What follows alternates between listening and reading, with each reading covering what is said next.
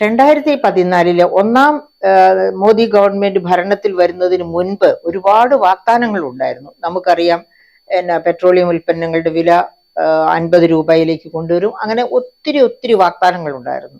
പക്ഷെ ഏറ്റവും മുഴച്ചു നിന്ന ഒരു വാഗ്ദാനമുണ്ട്, റാം ടെമ്പിൾ പൂർത്തിയാക്കും എന്നുള്ളതായിരുന്നു ആ വാഗ്ദാനം. അപ്പം അതുപോലെ തന്നെ 1986 തന്നെ സംഘപരിവാറിന്റെ റെസൊല്യൂഷനുമായിരുന്നു ഈ റാം ടെമ്പിൾ എന്നുള്ളത്. അങ്ങനെ സംഘപരിവാറും നരേന്ദ്രമോദിയും ഒന്നിച്ചു നിന്ന് റാം ടെമ്പിളിന്റെ പ്രവർത്തനവുമായി മുൻപോട്ട് പോയി. ആദ്യത്തെ ഭരണം, പിന്നെ അതുപോലെ തന്നെ രണ്ടാമത്തെ ഭരണവും നേടിയെടുത്തു അവരുടെ അജണ്ട വെച്ച് തന്നെ. അങ്ങനെ 2024 നമ്മൾ കണ്ടു, ജനുവരി 2024 റാം ടെമ്പിൾ പൂർത്തിയായത്. അവിടെ നടന്ന പൂജാകർമ്മങ്ങളൊക്കെ നമുക്ക് ഓർമ്മയുണ്ട്. അങ്ങനെ റാം ടെമ്പിൾ പൂർത്തിയാക്കി കഴിഞ്ഞപ്പോൾ പൂർവാധികം ഊർജസ്വലനായി, അതായത് കൂടുതൽ പ്രതാപത്തോടു കൂടിയാണ് നരേന്ദ്രമോദി മൂന്നാം തവണയ്ക്ക് വേണ്ടിയിട്ട് ജനങ്ങളെ സംബോധന ചെയ്തത്. അപ്പോൾ പറഞ്ഞു, 400 സീറ്റിൽ ഞങ്ങൾ തിരിച്ചു വരും എന്ന് പറഞ്ഞു. അതുപോലെ ശ്രീമതി നിർമ്മല സീതാരാമന്റെ ബജറ്റ് അവതരണം തന്നെ, ഇന്ററിം ബജറ്റ്, ഇടക്കാല ബജറ്റ് അവതരിപ്പിക്കുമ്പോൾ തന്നെ അവർ പറഞ്ഞത്, ഞങ്ങള് ജൂണിൽ പുതിയ ബജറ്റുമായി, മൂന്നാം മോദി മന്ത്രിസഭയുടെ ബജറ്റുമായി, മോദി ഗവൺമെന്റ് ബജറ്റുമായി തിരിച്ചു വരുമെന്നാണ്. അവർക്ക് അവിടെ ഒരു തിരുത്തൽ വേണ്ടി വരും. മൂന്നാം NDA സഖ്യകക്ഷി ഗവൺമെന്റിന്റെ ബജറ്റുമായി അവർ തന്നെ തിരിച്ചു വരും. ഏതായാലും അവിടെ ഒരു തിരുത്തലുണ്ട്. മോദി ഗവൺമെന്റ് ബജറ്റ് എന്നത് NDA സഖ്യകക്ഷിയുടെ ബജറ്റ് എന്നാക്കി തിരുത്തേണ്ടി വരും. അന്ന് അതായത് 400 സീറ്റിൽ ഞങ്ങൾ തിരിച്ചു വരും എന്ന് പറഞ്ഞെടുത്ത് BJPക്കും സഖ്യകക്ഷികൾക്കും കൂടി 240 സീറ്റാണ് കിട്ടിയത്.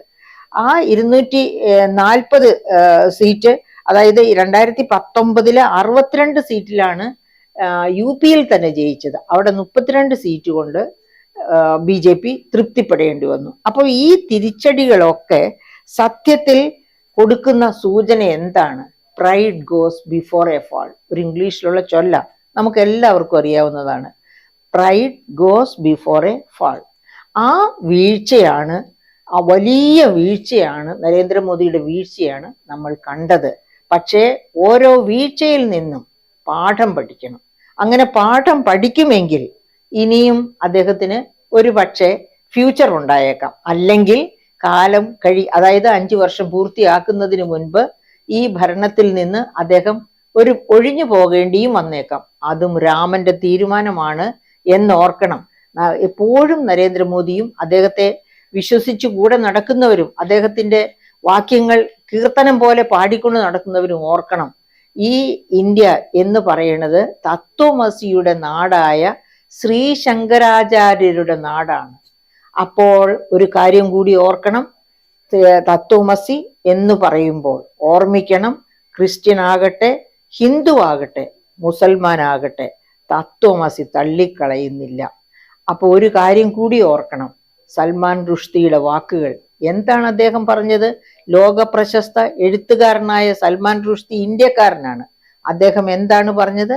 ഇന്ത്യയിൽ ഒരു ദളിതായി, ഒരു സ്ത്രീയായി, ഒരു മുസ്ലിമായി ജനിക്കുന്നതിൽ നല്ലതാണ് പശുവായി ജനിക്കുന്നത്. അങ്ങനെ ഒരു മനുഷ്യനെ കൊണ്ട് പറയിക്കാൻ ഇടവരുത്തരുത്.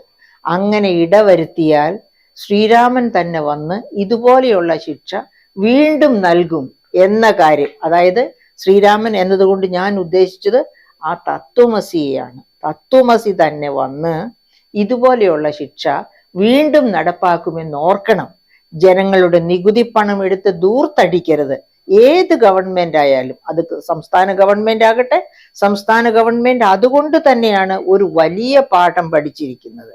കേന്ദ്ര ഗവൺമെന്റ് ആകട്ടെ, കേന്ദ്ര ഗവൺമെന്റും വലിയ പാഠം പഠിച്ചിരിക്കുകയാണ്. ഇപ്പോൾ ഗവൺമെന്റുകൾക്ക് ഇത് പാഠമാകണം. നികുതി പണം എടുത്ത് ന്യായമായ കാര്യങ്ങൾക്ക് വേണ്ടി, ജനസേവനത്തിനും ജനക്ഷേമത്തിനും വേണ്ടി ചെലവഴിക്കണം, ദൂർത്തടിക്കരുത് എന്ന നല്ല പാഠമായിരിക്കട്ടെ ഈ